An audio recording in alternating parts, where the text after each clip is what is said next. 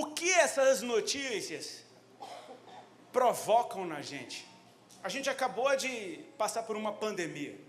E quem ficou trancado em casa, vendo televisão, ficou apavorado. Talvez tenha gente trancada em casa até hoje. Sabe por quê? Por causa de uma palavrinha de 4 letras que chama... Boa. Medo. Agora tem uma guerra estourando na Europa e a gente não sabe até onde isso vai nem quando vai terminar. Você fala, mas está longe. Pastor Ademar de Campos, por exemplo, tem um filho que mora na Finlândia, com a esposa finlandesa, filhas finlandesas, e está recebendo refugiados em casa. A Finlândia tem 1.300 quilômetros de fronteira com a Rússia e agora ela inventou de entrar para a OTAN. Ou seja, na casa do pastor Ademar, a guerra está do lado. Então, assim, longe numas. A gasolina que você consome todo dia está cara por causa do negócio que está acontecendo lá longe.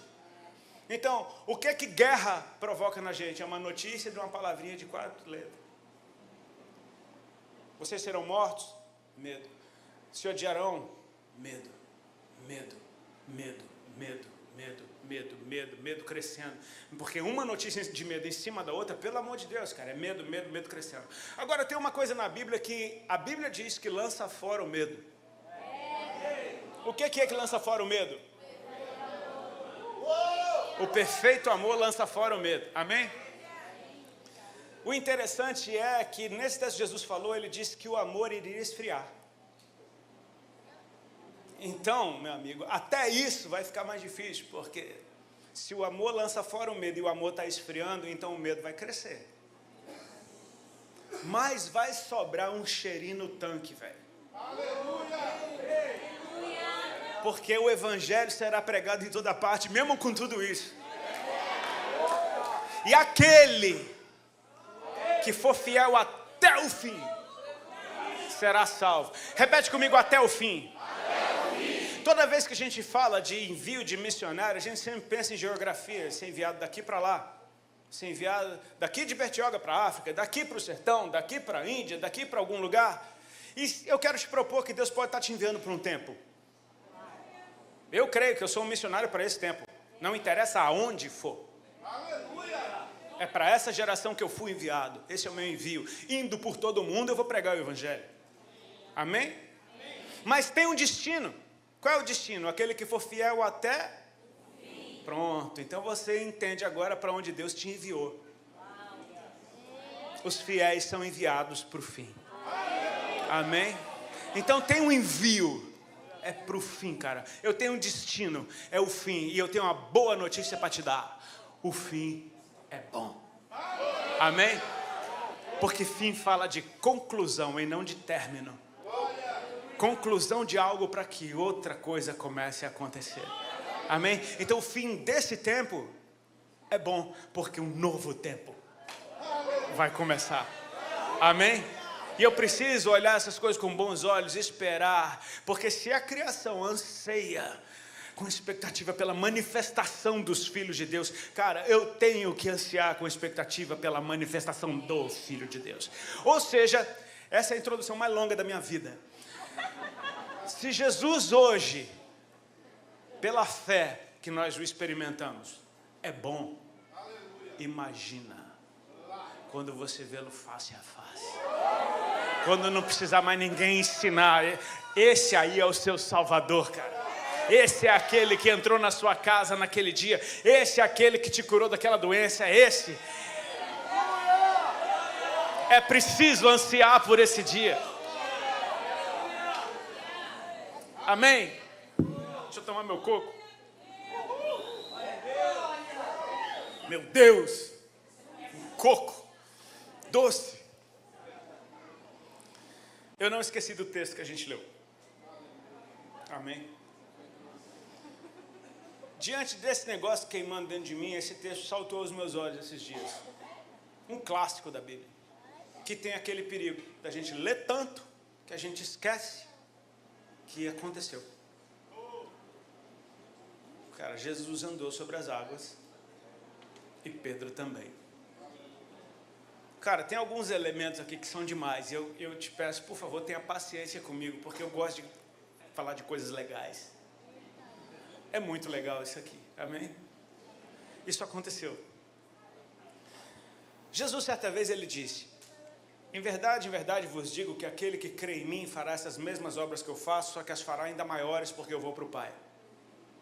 Eu não sei você, mas eu já tive muita crise com esse texto. Quem já teve crise com esse texto? Como é que eu vou fazer obra maior que a de Cristo, cara? Tá doido? Só que foi Cristo que falou. Até que eu comecei a perceber, e talvez não, com certeza, existem muitas ramificações de verdade nisso, mas um aspecto me chamou a atenção: o fato de que ele não disse que eu ia fazer obra maior que a dele, ele disse que eu ia fazer as mesmas obras, só que maiores. A mesma, só que maior. Faz a mesma pergunta para Jesus 10.000 vezes para ver se ele não responde. A mesma, só que maior? Sim. Jesus é Deus, amém? Amém? Deus fazendo a obra de Deus é fantástico. Aliás, eu não sei se você sabe, mas só Deus faz a obra de Deus. Amém? Como é que a gente está fazendo a obra de Deus? Porque Ele está fazendo a obra dele, através da gente. Sem o Espírito não dá para fazer a obra de Deus, porque a obra é de Deus, a obra é dele, a gente só é cooperador do que ele está fazendo. Então esse é o trabalho. Quando eu entendo que o meu trabalho é simplesmente me deixar ser usado por ele, cara, ficou mais leve, porque já não é mais na minha força, é na dele. É por isso que ele chama o cansado para trabalhar. Amém? Toma sobre vós o meu jugo e aprende de mim, que sou manso e humilde de coração, e achareis descanso. Como assim trabalhando enquanto descanso? Porque é ele que está fazendo a obra, filho. Tu só está ali de bonito. Amém? Jesus é Deus, eu não sou. Então, se Jesus faz a obra de Deus, fantástico. E se eu, que não sou Deus, faço a obra de Deus? É a mesma obra. Porque é milagre, entendeu? É a mesma obra, só que é maior, cara.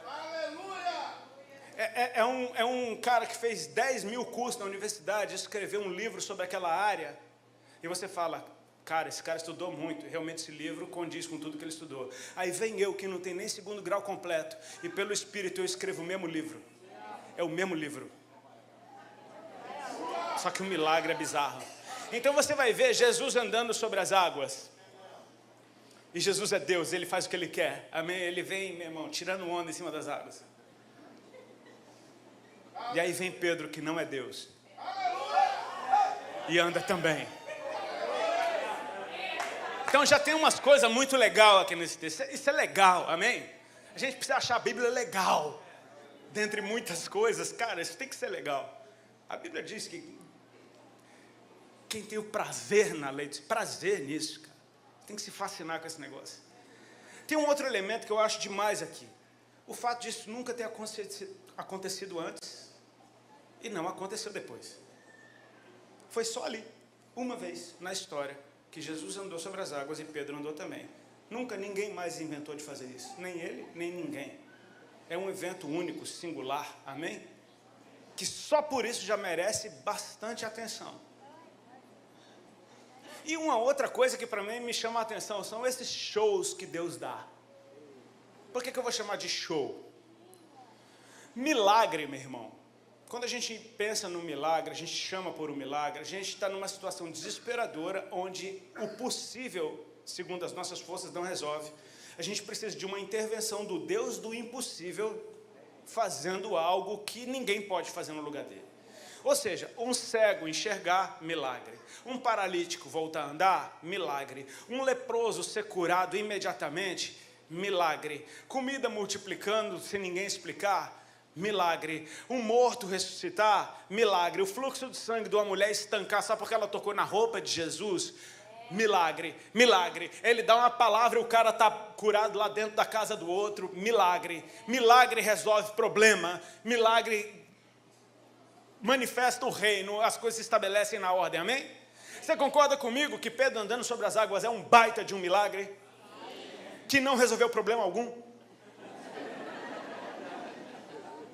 É um show. Parece que é um show que Deus deu. Só que Deus não dá show. Então eu preciso olhar para isso que Jesus fez e tentar encontrar um desenho profético de algo que Ele queria me anunciar. Porque Ele faz isso o tempo todo. Cara, Jesus cumpriu algumas profecias da maneira mais, cara, interessante do mundo.